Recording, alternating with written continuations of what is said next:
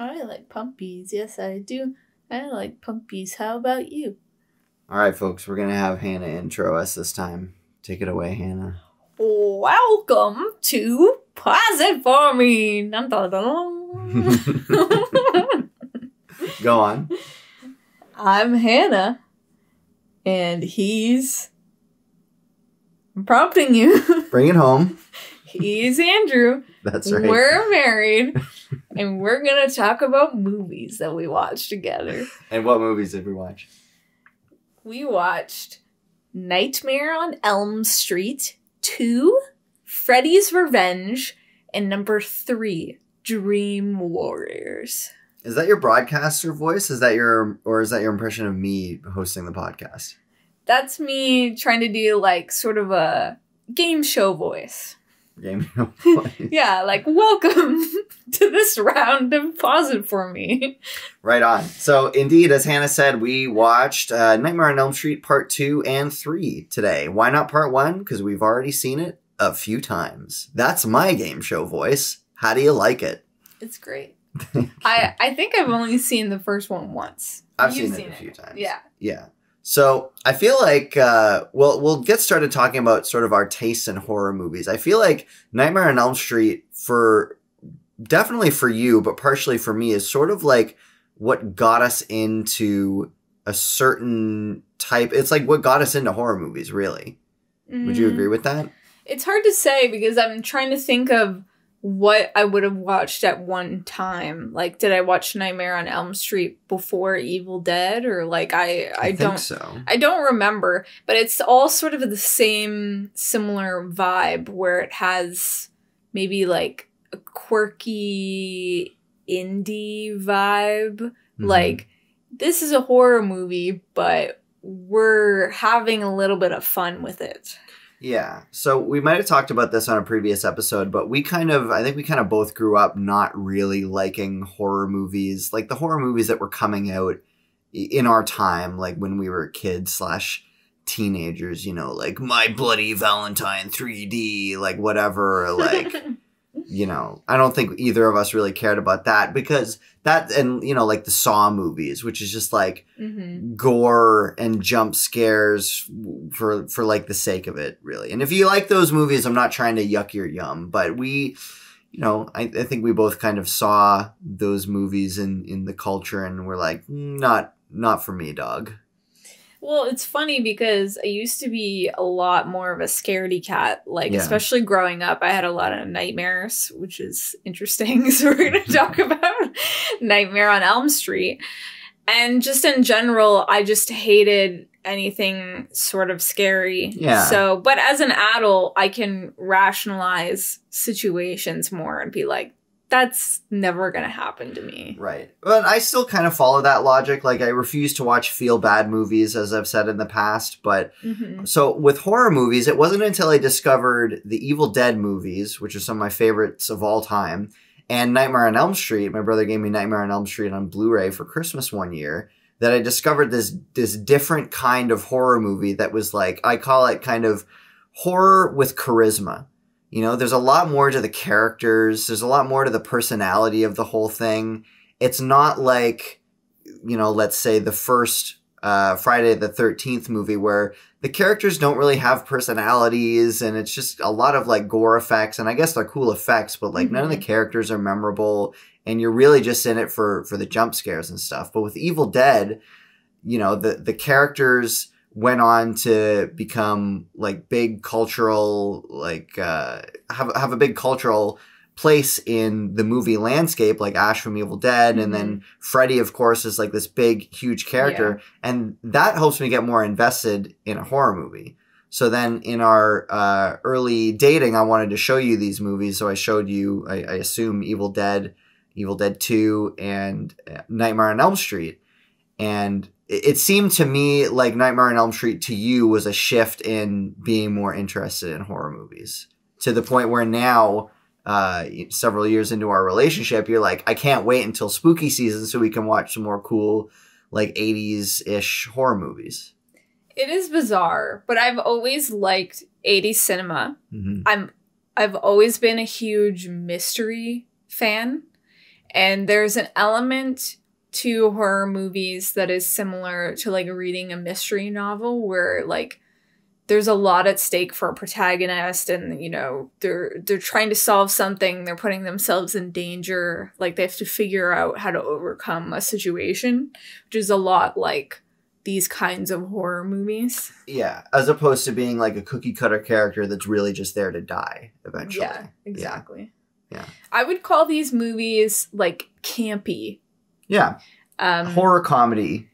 It's like the people that, you know, wrote it, directed it, all that kind of stuff is they were aware of the horror movies that came before it and they were fans of it and they're like, that was great. This is like our new take on it. We're going to lean into it. We know that it can be cheesy at times. We're just going to have fun with it. Yeah. That's definitely the fun of it is like not taking it too seriously. For sure. I am still into horror movies that do take themselves seriously. I think The Thing is the greatest horror movie ever made. It's not my favorite horror movie, but as far as like straight shooting, you know, horror movies that have jump scares and gore, but also have memorable characters like Freddy and Ash, you know, with McCready, I think The Thing is the world's best horror movie. So a movie like The Thing, that is definitely a lot more like you're along for the ride with that. Like it's a lot more taken seriously, whereas something like Dream Warriors, you're like laughing because this is never gonna happen. Like he's just like waggling his tongue in a mirror. It's like, that's ridiculous. Whereas something like The Thing, it's like, ooh, like a science experiment gone wrong, kind of? Maybe. I don't know. Not that that's hopefully gonna happen, but... Right. So we'd seen Nightmare Part 1, which I really loved. I loved Heather Langenkamp in that movie. Johnny Depp in it was great as well. One of his earliest roles, if not his very first role, which is super cool. His first role. Yeah. So I hadn't really been aware that the future Nightmare on Elm Street movies involved any of the same characters. So I wasn't really interested in watching any of them, but you wanted to watch number 3 pretty badly. And you asked, would I be comfortable just jumping straight from 1 to 3 or would I want to watch number 2? And I said, I would want to watch number 2. So we started with number 2 and, I'll just pull up the log line right here. Just give me a second while I do a little boop, boop, boop. Okay. And here it is. A teenage boy is haunted in his dreams by deceased child murderer Freddy Krueger, who is out to possess him in order to continue his reign of terror in the real world. Came out in 1985, which I think was just not even barely a year after the first one. See, that's weird because in the 80s, they didn't usually do back-to-back sequels. It was like, oh, that was a great movie. Everyone loved it. Okay, let's wait 5 years to make another one. Yeah. Whereas that doesn't happen now. But I feel like it goes in waves, you know? Like there were periods of time in the movie making landscape where you would see sequels cranked out like year after year after year, and then other periods where it takes like 5 years to make a sequel, you know? Like right now, I feel like we're in one of those, other than Marvel movies, we're in one of those periods where in order to get a sequel to certain movies, it takes like years. Yeah, but we're also seeing like things from like 20 years ago get like revived. Yeah. It's like, oh, they're doing this? Okay. But that always happened, you know? Yeah. Like the Addams Family movie from the 90s was like based on the Addams Family TV show from I think the 60s. It was in black and white, so it was older, yeah. But they do that same thing time and time again, where it's like, this thing was popular 20 years ago, we'll bring it back now. I'm not hating on it. Sometimes the revamped versions are fun. Yeah. The 90s Addams Family, it ain't bad. I remember it being good, but, you know, maybe it's like childhood nostalgia. Yeah. They did the same thing with the Brendan Fraser George of the Jungle. That was 90s as well. And George of the Jungle TV show was 60s. We know how good George of the Jungle is. You got a problem with the Brendan Fraser George of the Jungle? Do you want to throw it on right now? We saw it together a couple of years ago. And you loved it, ? It was a movie. It was great. It was watchable-ish. Look, it's a childhood favorite of mine, okay? It definitely, like, I say this a bunch, but it definitely feels like one of those movies where you're, like, at your, like, friend's house that you're not super close with, that you, like, go over to, and they're like, do you want to watch George in the Jungle on VHS? And then they put it on the background. You're getting kind of bored, but, like, you're at your friend's house, so you can't, like, get away from the movie. It feels like that. I feel personally attacked by this statement. So, it was fun. So Nightmare on Elm Street Part 2. Okay. What did you think? Okay. Well, I thought the first movie, like, I'm just going to talk about the first movie for a second, because the second movie has not that much to do with it. Yeah. Well, here's the thing, is with horror movies, and especially with horror movies in a series, it's like, they feel like they can crank it out quickly because it's just like, it doesn't need much for an audience to be like, all right, I get it, I'm in, sure, kind of thing. So for the first movie, I really liked how they were playing around with elements that at the time weren't established as like a subversive thing. Yeah. Like, they didn't introduce Nancy right away. Really, we didn't really think she was going to be the protagonist in the first film. Yeah, Tina was like the false lead to start. Mm-hmm. So they played around with a lot of great elements in that. There was a lot of amazing special effects. They did a lot of different cool things. Mm-hmm. And I just loved her portrayal of it. And I love the way she says Fred Krueger to her mom. You quote that all the time. Because it's so funny to me, because it's so established that the character's name is like Freddy Krueger. But like in the first like 2 movies, they're like, they call him Fred, yeah. You gotta attack Fred Krueger. And she's like, it's Fred Krueger, Mom! And it's just like, I don't know. It almost just gets positive me. She doesn't say it that way. You get more and more spastic every time you say it. Okay, well, she's saying it to her mom after she's been like up for days on end drinking coffee, and she's like all freaked out. So like, yeah, of course it's gonna be spastic. Nancy, by the way, is such a great character. You know, especially comparing her to like Laurie Strode from Halloween, which I don't dislike Halloween. We're having this exact same conversation off mic, like in between watching 2 and 3. But comparing Nancy to Laurie Strode in Halloween, Laurie Strode's considered like, you know, one of the earliest sort of scream queens. Mm-hmm. But Nancy wasn't really that. Nancy like took matters into her own hands and was like trying to be proactive and trying to make a plan to take down Freddy. She's like, all right, Freddy, I'm bringing you into the real world. We're going to duke it out. Like, she was badass. Yeah, I really like that. So I feel really drawn in media to like strong female leads. That's usually like something that pops up on Netflix. Like, here's a curated thing of this genre. Right. So I really like that. We watched an episode of Buffy earlier. Mm-hmm. Buffy is that. I feel really drawn to that. We were talking about Sarah Connors, how in the first movie she was a little more subdued and then she transformed into like a stronger character. Mm-hmm. So Nancy kind of went through that arc a little bit in the first one, and then her coming back in the third one, it was like full force of that. We'll get to that, yeah. So, yeah, part of the reason that I wanted to watch 3 and not 2 is because I expected some of the movies in this franchise to be clunky, because that happens with horror movies. Yeah. I'm a big fan of Cinemassacre's Monster Madness, where he reviews like tons and tons of horror movies and sequels and stuff. Thankfully, I don't know if I just tuned out during the Nightmare on Elm Street episodes of that, or if it was just so many years ago that I forgot. But I didn't remember anything that he talked about Nightmare 2 and 3, and I'm glad that I didn't, because there were a lot of surprises. Yeah, like I remember him talking about New Nightmare, which we both really want to watch. Yeah. Yeah, so I looked at like the top 200 horror movies of all time, and Nightmare on Elm Street was on the list, and so was Dream Warriors, and so was New Nightmare. And I'm like, okay, these are the ones we have to watch in the series, and for good reason. Yeah. So, number 2, it didn't really have hardly anything to do with the first one. Well, interestingly enough, I actually, now that we're finished 3, we're kind of spoiled by that, by how much it was connected to the first one. But before we had watched 3, I actually, because I'm used to horror movies just like completely replacing the cast of characters from movie to movie.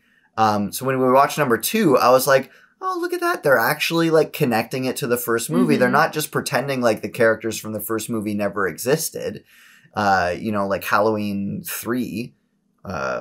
Which we haven't watched, but we are not gonna watch that. No, Season of the Witch, no. Yeah. But they're like, oh, where they're actually involving Nancy's story and like actually trying to progress it a little bit. That's tried. Cool. Then when we got to 3, then it became clear that like 3 is an actual sequel to number 1, and 2 is like didn't really have that much to do with it by comparison. Yeah. It was a lot more unusual because the first one, the conceit of that was, he was a murderer and a bunch of parents, like, burned him as punishment. Mm-hmm. And so then, he was attacking them as penance. Right. But then the second one, he's just like, I'm a killer. You got a body. Let's help each other out. It's like, okay. So what did you think of the second one? Like, we didn't talk about it after we finished the movie. I don't know if you liked it or if you didn't like it. What did you think? I thought the special effects parts were cool, but it definitely dragged on when it wasn't, like, the spooky parts. Yeah, there wasn't really enough Freddy.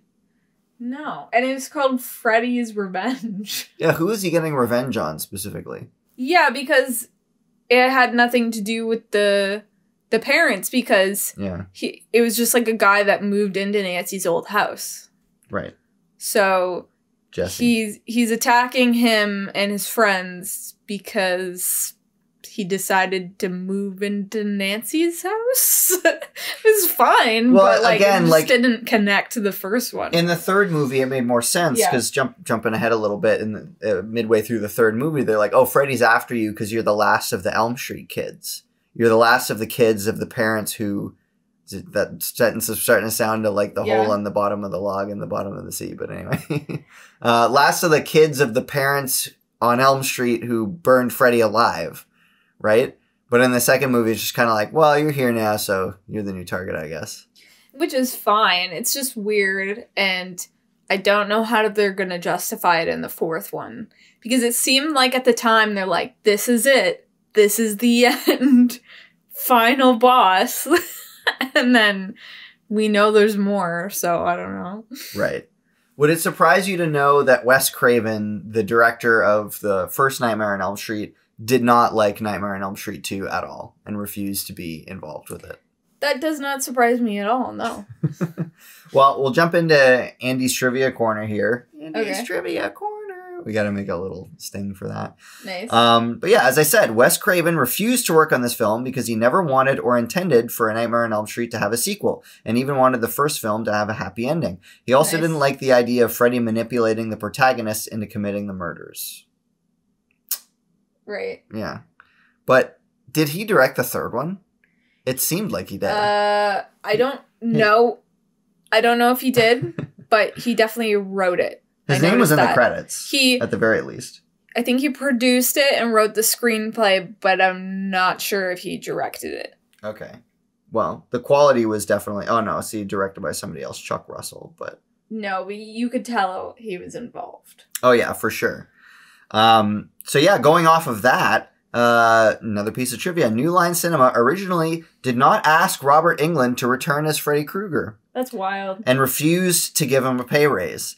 A stuntman was cast as Freddy at the start of production. After 2 weeks of filming, Robert Shea realized this was a terrible lapse in judgment, fired the stuntman, hired Englund, and met his demands.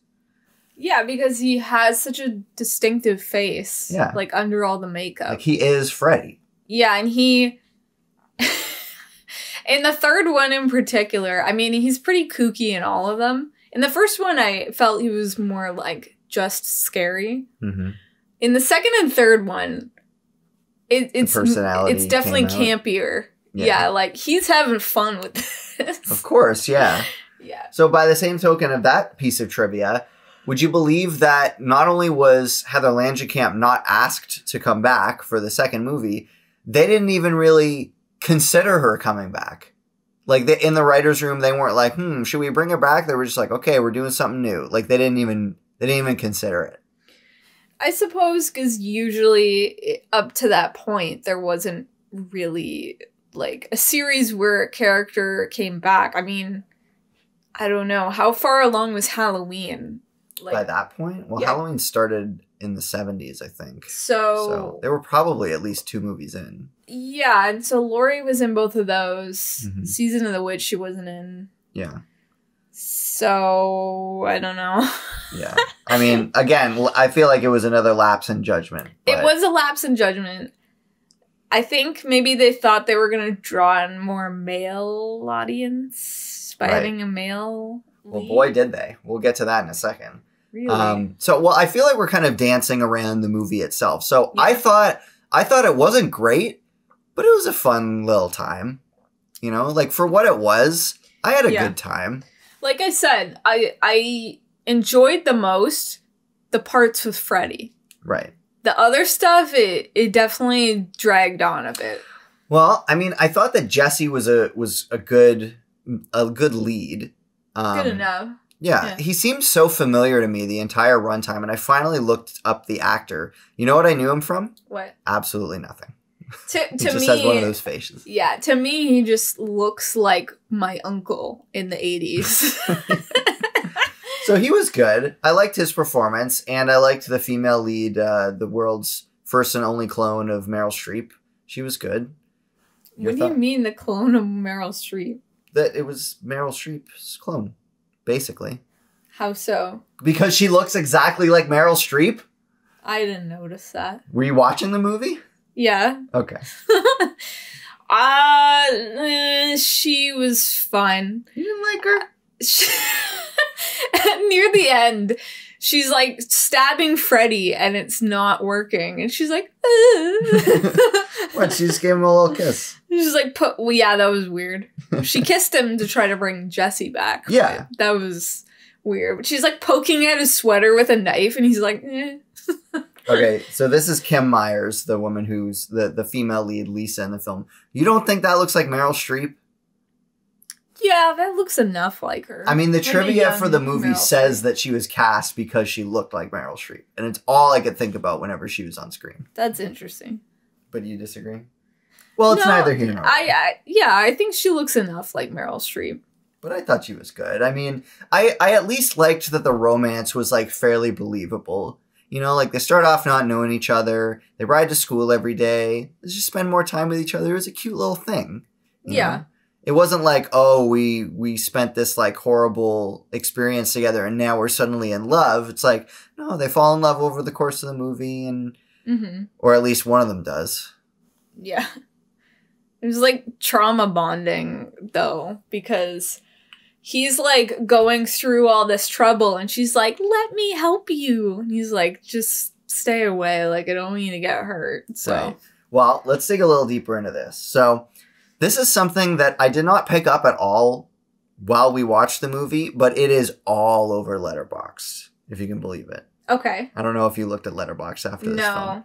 So, basically, whether it was intentional by some or all or none of the people involved in the film or not, in Nightmare on Elm Street Part 2, there is apparently, like, huge gay subtext that basically Freddy represents Jesse's gay tendencies and his grappling with it. Well, you know, it's funny. I don't think I actually did this, but when he was at his friend's house being like, you gotta help me out, man. I gotta stay over. I was gonna be like, gay! Just as like a joke, just to be silly or whatever. Like, I don't care. But yeah. But I don't think I did that. Well, apparently this is a big thing because the actor who played Jesse is gay and played the character as a closeted gay man. That's interesting. Right? So there's a lot of you know, text and subtext of him being like, you know, there's a man inside me who's like trying to get out and he's like grappling with all these feelings, right? Yeah, I guess that makes sense. So like when he meets his friend at first, they're doing, like, the planks, and he's like, oh, you sleeping with that girl? And he's like, don't ask me questions. Mm-hmm. And stuff. And then he goes to what is presumably a gay bar. Yeah. And the gym teacher is there. And then... By the way, I kept waiting for that scene, for him to wake up from that scene and be like, oh, that was a weird dream. But, like, no, I guess that's actually what happened, is that he found his gym teacher at a gay bar and then he took him back to the gym to run laps. Because, well, my presumption was, you know, like, he's a high school kid, he's drinking underage. Like, here's punishment for you. That's pretty weird. Well, yeah, but, like, it showed before that this gym teacher was out to get him a couple times before that. So it's like, okay, sure. Sure. And so I could see that, and, you know, he obviously killed the teacher. Right. So it's maybe he's, like, you know... what's it called? Internalized homophobia. Yeah, exactly. Yeah. It's like he's trying to suppress his gay feelings, which are represented by this monster that is Freddy, like trying to crawl out of him, essentially. You know, that's interesting. And then it's also like put right into perspective when he has an almost love scene with clone Meryl Streep. And then, like, midway through, he feels like Freddy start to come out, and he's like, I need to leave, which you could see as him being like, you know, I don't belong in this situation. I'm not attracted to a woman. I need to get out of here. Yeah, right? And then he goes to his male friend's house. And then the man literally pops out of him. Yeah, exactly. That's interesting. So this is all over Letterboxd, which I found so interesting. That actually... makes me like the movie more. Yeah. Like thinking about this, that they actually like put effort into what it represents and what it means. Mm-hmm. Maybe we're reading into it, but if everyone is, and if that's how the actor played it, that does make it a more interesting movie. Yeah. It is too bad that I haven't seen those actors in anything else, because again, I thought they were good. You know, especially if they're making, like, if the lead actor was making those kinds of decisions, you know, he obviously cared about what he was doing. So yeah, I thought he did a good job. And there was a scene where he was like unpacking and he was like dancing around, and I thought that was funny. Yeah, that was the other thing, is when he's kind of like dancing with that little, like, I don't even remember what it was, but what was he dancing with that he like put on his crotch? It was like some, it's like a pop gun or something. Yeah, he had like a bunch of random toys that he was just like throwing around. Yeah. And so he was dancing with that, and it got like it's a little also vaguely kooky. Sexual, yeah. Yeah. I mean, you know. Bumping his butt against the dresser. You got a real good kick out of that. It was funny because I didn't expect it in a movie like this. Yeah. But it was a good time, you know? Like, yeah, it was good. I think one of the criticisms that either a lot of people had, or at least Wes Craven had, was that it didn't really follow the rules set by the first movie, where like Freddy can only attack you in your dreams, whereas here he just like jumps out at a pool party and he's like, hey, what's up, everybody? Here I come. Yeah. And like in the first movie, correct me if I'm wrong, like, how does she defeat him in the first one? She just like stops believing in him, quote unquote. Like, what was the rules of that? Sort of. Okay, so she realized that she could pull some things out of the dream world and into the real world, like his hat. So I think what happened was she booby-trapped her house in the real world, then brought him out of the dream into the real world, had him fall into the booby traps, and then, she like took away his power because he feeds on her fear, I guess. Right. And she's like, I'm not afraid of you. I'm not even going to think about you. I'm going to turn my back to you, and that's going to cause you to not have power over me. Yeah, whereas this one, I don't... There were no rules, basically. She, like, the pseudo-girlfriend went to the boiler room that Freddy worked at, and then she kissed him, and then Freddy was on fire, and then Jesse was underneath, huh? Yeah. I don't know. Vaguely Terminator 1 ending in terms of, like, setting. And yeah. Yeah. So, it's nowhere near as good as the first one, but, like... No. I don't know. It was fine. I didn't have a problem with it. It was enjoyable enough. I don't know if I would repeat watch it. Maybe. Okay. I feel like I'm more likely to rewatch number 3 before I'd rewatch number 2. Oh, absolutely. Yeah. So, do you want to dive into that, or do you have any final thoughts on number 2? I'll just wrap up my trivia here. So I already kind of touched on this. So Mark Patton, who played Jesse, is an openly gay actor. He amusingly, I'm not using the word amusingly. That's whoever wrote this IMDb trivia's choice of words. IMDb trivia always has weird. Yeah, it's feisty. So Mark Patton has amusingly stated that he sees himself as the first male scream queen. Due to a combination of factors, including the film's homoerotic subtext, the fact that he was often depicted on screen screaming, quote, like a girl, and because he viewed the character as a closeted gay man. So, like, he full on was playing it like that, which is very interesting. I almost wish that there had been, like, some sort of resolution to that towards the end, or, like... No. It's all subtext. It's not... None of it's text. Well, in a movie like this, it's like, you get the happy ending, but then they kind of take it back to give you one last laugh, kind of. Yeah. And that's what Wes Craven didn't want in the first one. Which is interesting, like, how we determine if the ending of the first one was retconned, or, like, what. So we will jump into the third one. Final piece of trivia, Robert Englund has stated that Freddy's Revenge is his least favorite Nightmare on Elm Street movie. Which is harsh, because I know there's a lot of them. Well, we haven't seen any of the other ones. Right. So we will dive into number 3. Here we go. That was my drum roll. I apologize for that. I liked it. Nightmare on Elm Street 3, Dream Warriors, came out in 1987, 2 years after Nightmare Part 2. A psychiatrist familiar with knife-wielding dream demon Freddy Krueger helps teens at a mental hospital battle... Oh, I almost made it through all of that without flubbing up. Battle the killer who is invading their dreams. Well, saying, is the psychiatrist Nancy? Because she's a grad student. Right. So that's kind of... Whatever. Logline. So I think we should discuss the ending of the first one. And I know there's a couple endings, like, on the Blu-ray, and I don't remember what the definitive, quote-unquote definitive version is, like, theatrical version. We watched them, like, all in a row. So the one that plays when you hit play on the movie, everyone's alive again at the end. Mm-hmm. Like Tina and her boyfriend and Johnny Depp and Nancy. They're alive again, and then they get into a convertible and they drive off. But the convertible slams the top down, and it's Freddy's colors. And the windows roll up, and then they drive off. And it seems like they're being, like, taken away by Freddy somehow. And then Nancy's mom is waving from the door, and then she gets pulled in by Freddy's glove into the door.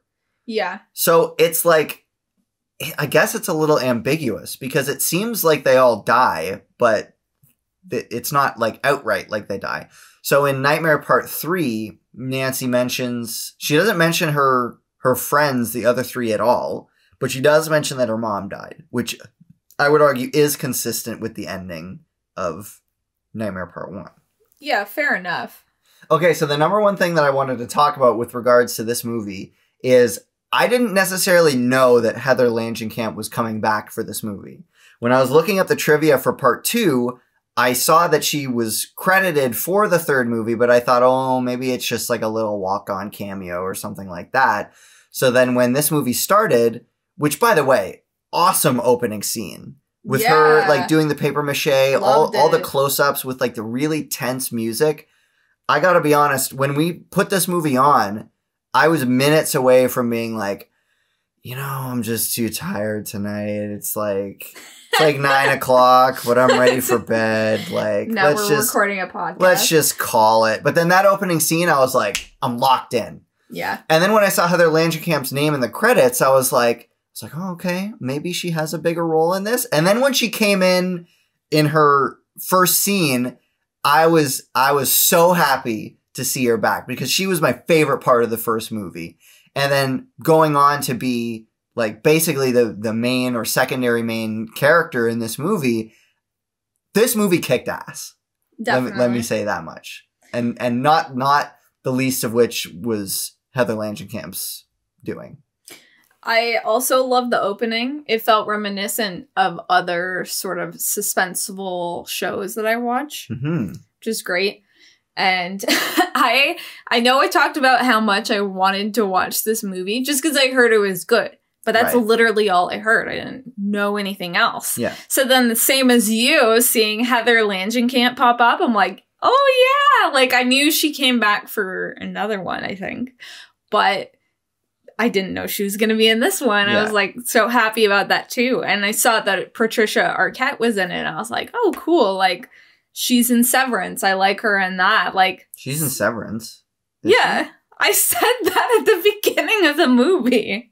Okay. I was like, she's in Severance. Okay. And you're like, oh, yeah. Sorry, I didn't watch Severance. Yeah, it's weird, though, because she's like a young girl with blonde hair in this movie. And in Severance, she's like an old middle-aged woman with gray hair. Right. And it's just like... Yeah. It's weird to go back and forth between that. I was worried that they were going to kill her off early because Tina in the first movie is a young girl with shortish blonde hair, and they have her be like the false lead, and then they kill her off, and then Nancy's the lead. So I was worried that she was going to die early, but spoiler, I'm glad that she didn't.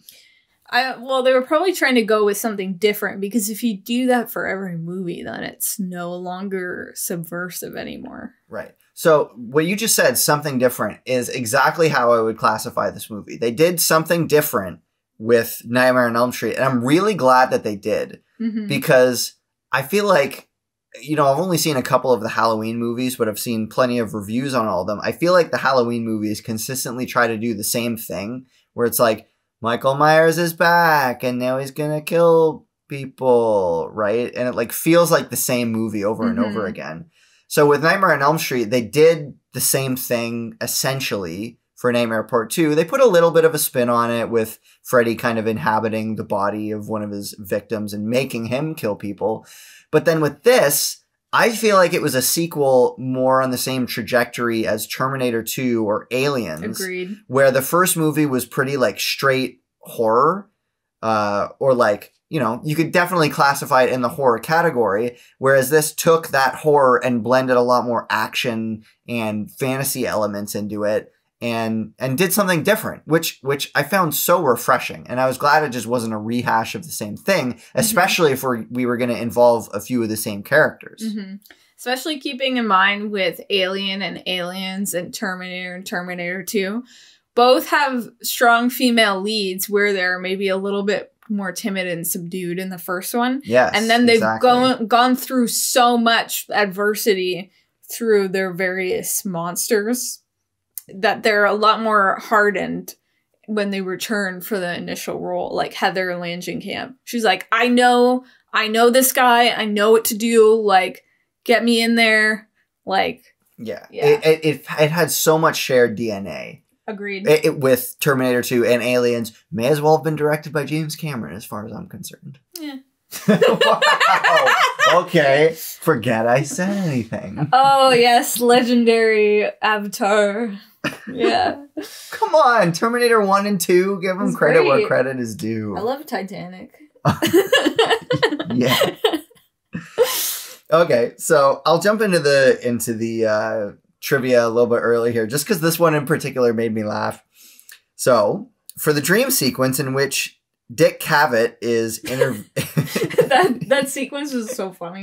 I love Dick Cavett too, so that I really got a kick out of that. For the dream sequence in which a Dick Cavett interview is interrupted by Freddy Krueger, Sally Kellerman, who I have no idea who that is, was originally in the script as the guest, but Cavett was then allowed to pick the person he'd be interviewing. He picked Zsa Zsa Gabor because he thought she was the dumbest person he'd ever met in his life, and he'd never have her on his show in real life. So if that was one person he'd want to see killed by Freddy, it would be her. That's really funny. That is extremely harsh. She is sort of a ditzy person. Well, imagine being like, I have a talk show, and there's this one person who I will never have on my talk show. In fact, I don't want to have them on so bad, and I think they're so dumb, I would love to watch them get killed. Well, he clearly didn't tell her that when convincing her to be part of the movie. Maybe he did. You never know. Yeah. Well, it's funny because the setup for that character was she's like, after this, I'm going to Hollywood to be an actress. Yeah. And then in the interview, he's asking Zsa Zsa, like, how do you be an actress? How do you train to be an actress? And then Freddy is like, no one cares what you have to say. Yeah. That was a sad death. I was sad to see that girl whose name I don't remember die. Yeah, it was fairly sad. It was funny, though, when he was like, you're gonna be in prime time. Like, they really, like, went up the, like, catchphrase and, like, the goofy meter. Yeah. On this one. Well, that was what I felt was missing from Nightmare Part 2, was, like it had Freddy in it, sure, but not that much Freddy. But even when Freddy was in it, he wasn't really being that Freddy-ish. Well, there's a scene where he, like, pulls back his brain. Yeah. And that was kind of funny. Which, by the way, when that happened, I was like, okay, so we have the skin, and then underneath the skin is the brain. Are we just skipping the skull altogether, or is it just Freddy logic? It's Freddy logic. Freddy don't need no skull. No. The skull is in the junkyard. Exactly. Yeah. Well, yeah, for this movie, there was a lot of different new elements in it. Like, I really liked when she, like, grabbed the faucet and it became his fingers. That was really cool. Yeah. And so then there was a moment where the sleepwalking boy had, like a puppet marionette. Like his arteries were pulled out of his skin, basically. Well, even before that, Freddy turned into the marionette and then he was like walking around and then fell to the floor and he was like walking around like a marionette. Oh, like when Freddy was the puppet. Yeah. Yeah. So funny. He started out as the puppet and then he like pulled the veins and arteries out of the guy and then then he's up in the sky puppeteering him with his gloved hand. So a lot of Nightmare on Elm Street is like, this is gross, but it's, like, so gross that it's not even, like, realistic at all. Like, some large tongue or something, it's like, well, that's not gonna happen. Yeah. But with the arteries, I was definitely freaked out by that. I was, like, turning away. I'm like, I can't look at, like, open veins. Yeah, it was pretty uncomfortable. But that's the kind of thing that I don't like about more, like, typical mainstream horror movies, that it's just like, we're gonna show you the goriest of the realistic gore stuff. And it's like, nah, just show me some crazy stuff. Yeah. Show me something goofy. Do you think I want to see a realistic death? No, that's not what I'm in it for. Some people do. Some people do. Like to see that, yeah. I'm more about, like, let's bring some humor to something that is normally, like, taboo and sad. Like, let's lighten it up a bit. Yeah. And that's another reason why I really love Evil Dead and Evil Dead 2 specifically, is that they have that perfect blend of horror and comedy where it's like, it's still scary and it's still gory, but it's also really funny and it's just a good time. Yeah, you know? That's what I like. Yeah. So in Nightmare Part 3, I thought a lot of the effects work was great. So good. And still really held up. And it even had some really good stop motion in there. There was a few effects that were, like, not as good. Like, Freddy in the sky. Like, when the scene where it's, like, the kid with the veins is, like, on the roof. It's, like, Freddy in the sky, and then he, like, cuts off the veins in the sky. That looks kind of weak. Yeah, but it's 1987. Not every effect is going to be perfect. That's fine. You know, that ups, like, the camp factor of it. Yeah. And then there was a scene where the boy was like, I'm a wizard master. And then he, like, attacks him with, like, the green glow. That looked a little cheesy. That was a little cringe, but I feel like there isn't enough stop motion in modern day movies. Stop motion's, like, a completely lost art as far as I'm concerned. Well, I mean, Wes Anderson, like, he did such a meticulous movie with stop motion with Fantastic Mr. Fox and Isle of Dogs, so stylistic. Mm-hmm. Is he doing another one? Another stop motion? He's adapting another Roald doll, isn't he? I think that one's live action. Is it? Because I feel like Roald doll. I had this take when we watched Fantastic Mr. Fox, is like Roald doll plus stop motion animation plus Wes Anderson is like absolute perfect trifecta. Agreed. I would love to see every single Roald Dahl book adapted into stop motion animation by Wes Anderson. Well, maybe, fingers crossed. Right. In his old age, we'll just get like a stop motion Willy Wonka movie or something. Yeah. So more stop motion in modern day movies. So please. yeah, speaking of stop motion in Evil Dead, there was a scene where the psychiatrist, not Nancy, was getting a bag of bones from the junkyard. You look like a bag of bones. Yeah, going back to Men in Black from last time. There was like a skeleton. He was like fighting the psychiatrist, and that's like right out of Army of Darkness. Like, very similar. Yeah. In this case, I think Army of Darkness came after this, but I think Army of Darkness and this movie were both inspired by the skeleton stop motion in Jason and the Argonauts, which I don't think either of us have seen, but that's definitely on my list.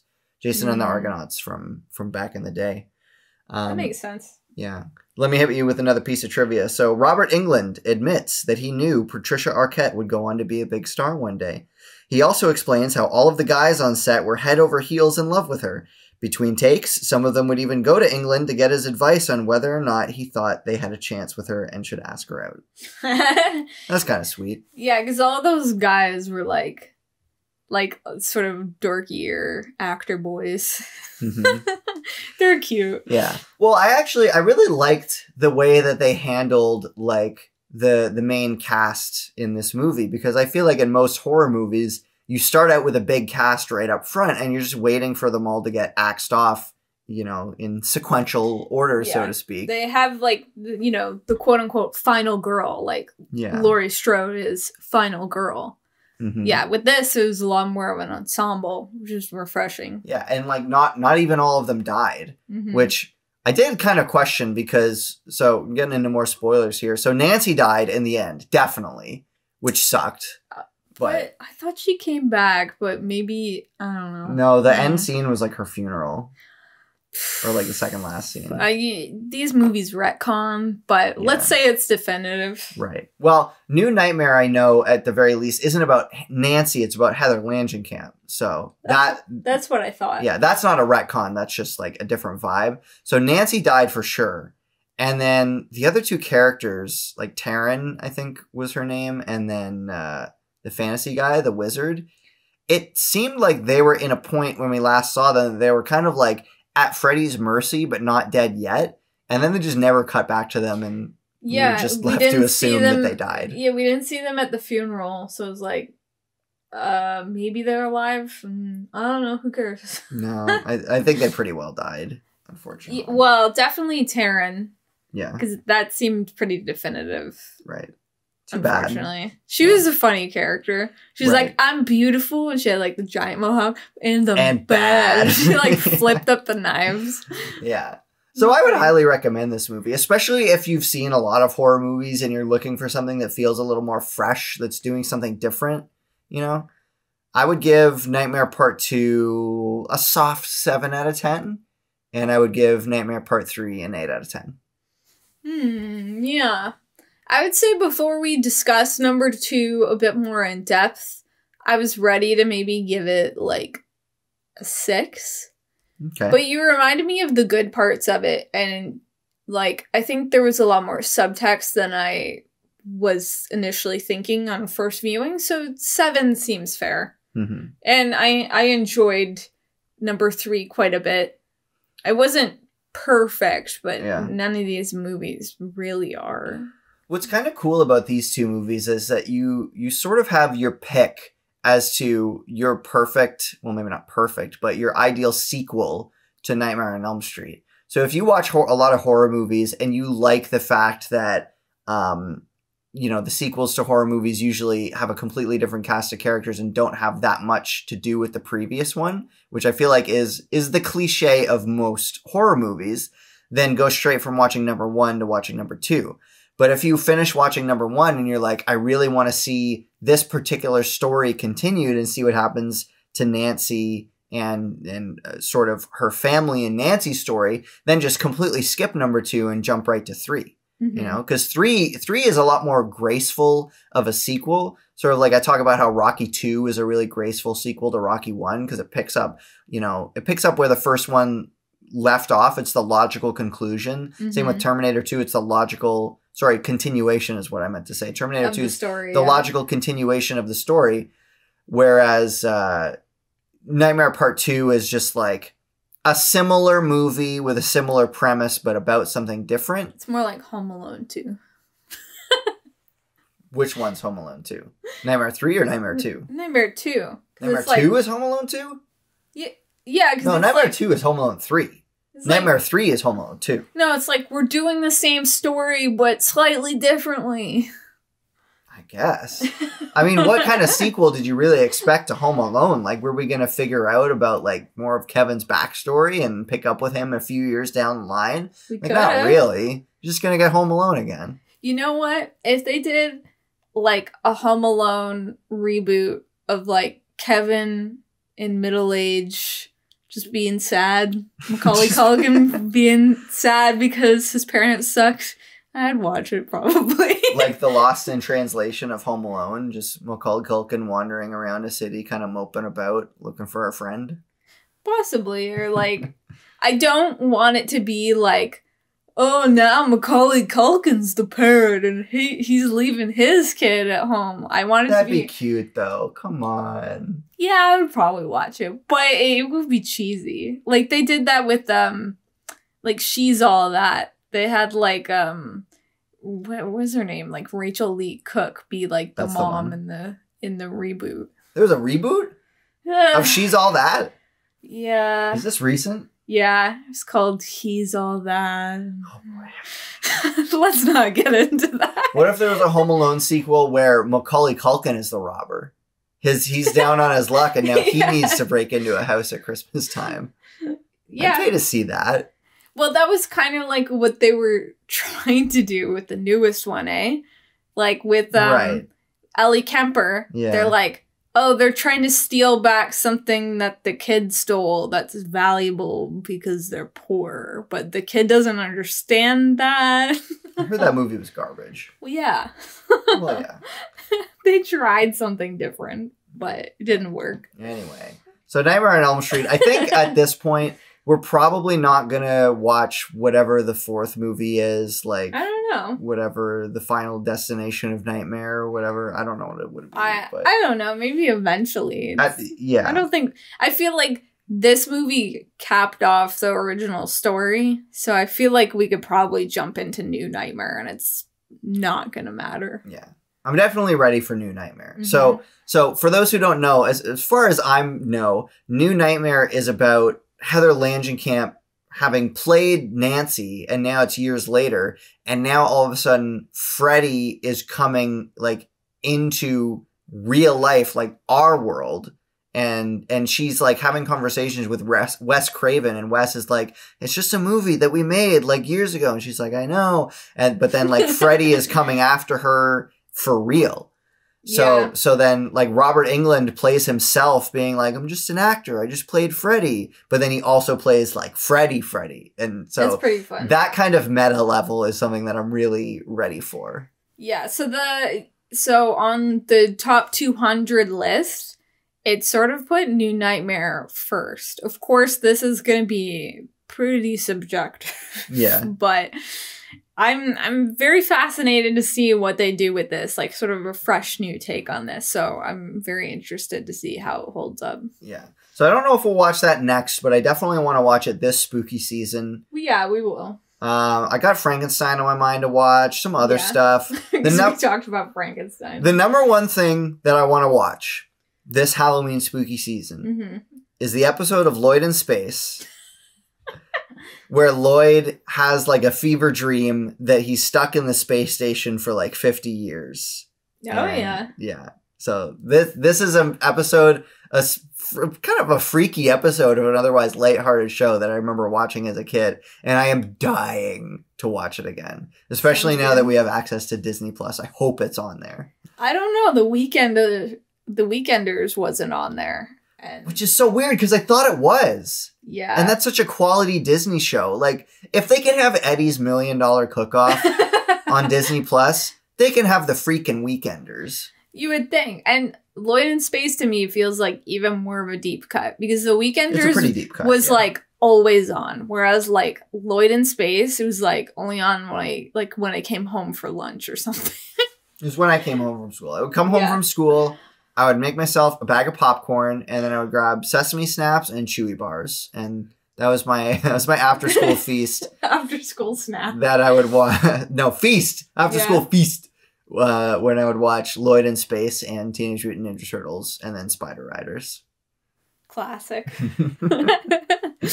So looking at watching that next. Who knows what the future holds, but at this point in time, we know it'll probably be spooky. Mm-hmm. I'm interested to do some more vintage things like Invasion of the Body Snatchers and maybe like Carrie or some other Stephen King features. Mm-hmm. But I'm excited for the season. It'll be a good time. Heck yeah. So thanks so much for joining us. Anything left unsaid, Hannah? Later days. Later days.